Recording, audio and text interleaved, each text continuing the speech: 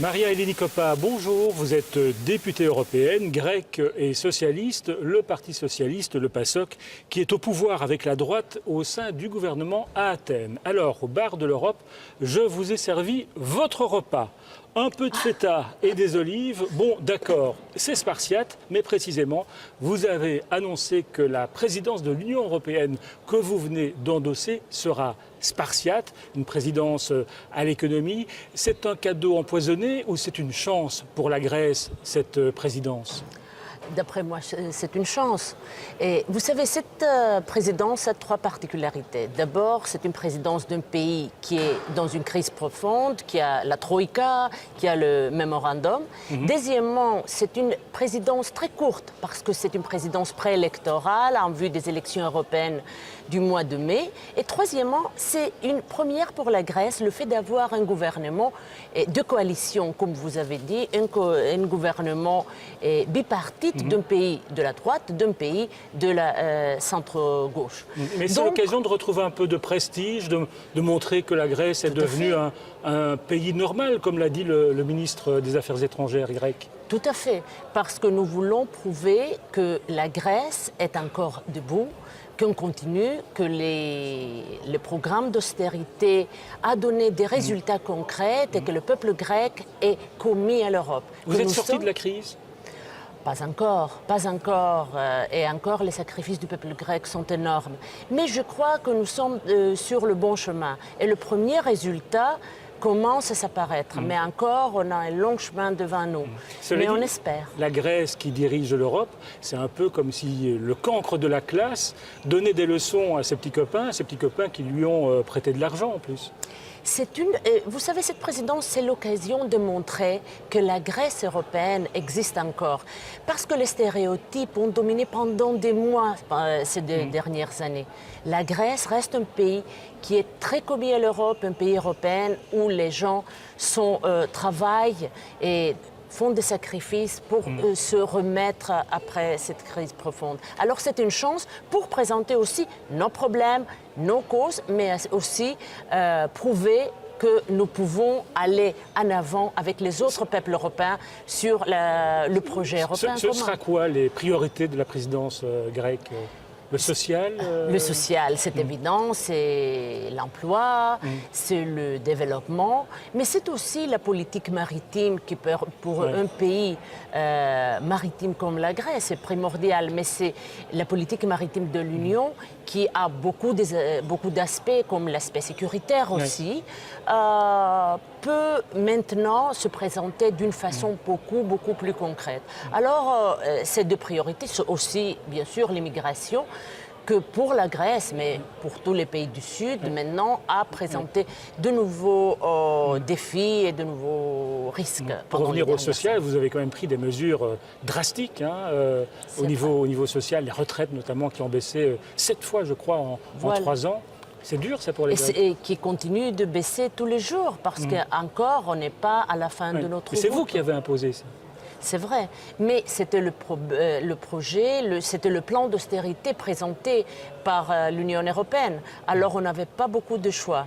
C'était une façon vraiment de restaurer les fautes du passé. Mais si cette recette va prouver la bonne, encore, on n'est pas sûr. On fait ce qu'il faut faire, mais pour certains, c'est une recette poisonnée. Mais le résultat va tout montrer, je crois. Alors je vous arrête, parce que vous voyez des petits parasites qui apparaissent ici. Derrière ces parasites, une compatriote qui veut vous poser une question via Internet. On la regarde. Bonjour Madame Coppa, je suis Angélique Kourounis, correspondante en Grèce de plusieurs médias francophones. Ma question serait la suivante. Comment on peut en 2014 être député du Parti socialiste panhellénique, le PASOK, un parti qui actuellement est crédité de moins de 6%, alors qu'il n'y a pas si longtemps, il faisait 64% de vote. Un parti envers lequel les Grecs sont très défiants. Ils estiment que c'est le parti qui les a mis à genoux avec toute la corruption dans le passé et c'est le parti qui a signé tous les mémorandums d'austérité. Donc comment est-ce qu'on peut défendre encore maintenant le PASOK ? Vous savez, le PASOK était le parti qui était obligé à gérer la crise en 2009. C'est le parti aux mains duquel la bombe a explosé. la crise est le résultat de plusieurs gouvernements, de plusieurs décennies du passé. Et c'est vrai que maintenant le parti est dans une crise profonde, mais mon souhait est de pouvoir restructurer, reconstruire l'espace social-démocrate en Grèce, parce que c'est un espace qu'on a besoin, que la stabilité du système politique a besoin. Ça veut dire qu'il faut du sang neuf, des nouveaux partis Je crois possible, de nouvelles formations aussi. Il faut restructurer l'espace social-démocrate, l'espace entre la droite et la gauche. Parce que ça, c'est une question, c'est un facteur de stabilité du système politique. Et il faut que tous, on travaille dans ces buts. Parce que la crise, c'est quand même très bon pour les eurosceptiques. D'après un sondage, Aube Dorée, le parti néo-nazi en Grèce, risquerait de devenir le 3e parti en Grèce lors des européennes de mai prochain. 3e parti devant le PASOK. Ça vous fait peur, ça ?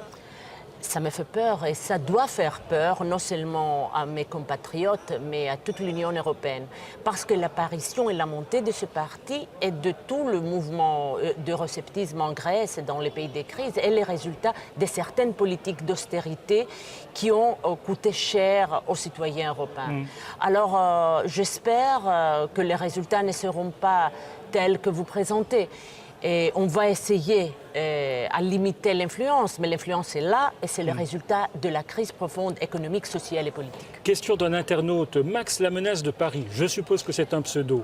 Athènes va présider l'Union européenne. Laissez-moi rire, c'est quand même l'Allemagne qui va décider de tout. Après le traité de Lisbonne, vous savez que la présidence du Conseil européen, c'est une présidence beaucoup plus limitée. C'est en fait M. Van Rompuy qui a la responsabilité de la présidence. D'autre part, c'est vrai, l'Allemagne est le pays fort de l'Union et un pays qui souvent détermine toutes les politiques européennes. Votre ministre des Affaires étrangères a d'ailleurs lancé un appel à l'Allemagne en lui demandant un peu de retenue. Oui, je pense que c'est tout à fait justifié. On a besoin d'une Allemagne européenne et pas d'une Europe allemande.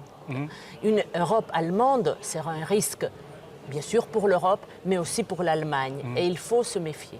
Le fait que les socialistes soient entrés au gouvernement en Allemagne, ça c'est une bonne chose selon vous? C'est bon pour la Grèce? C'est une bonne chose parce qu'il y aura bien sûr de nouveaux éléments sociaux. Mais je pense que ça ne change pas la recette générale et les messages qu'on a reçus de Berlin après la formation du gouvernement n'étaient pas rassurants. C'est que la politique doit continuer comme c'est décidé avant. Maria Eleni-Coppa, merci d'être venue au Bar de l'Europe et on va s'attaquer à ce repas spartiate.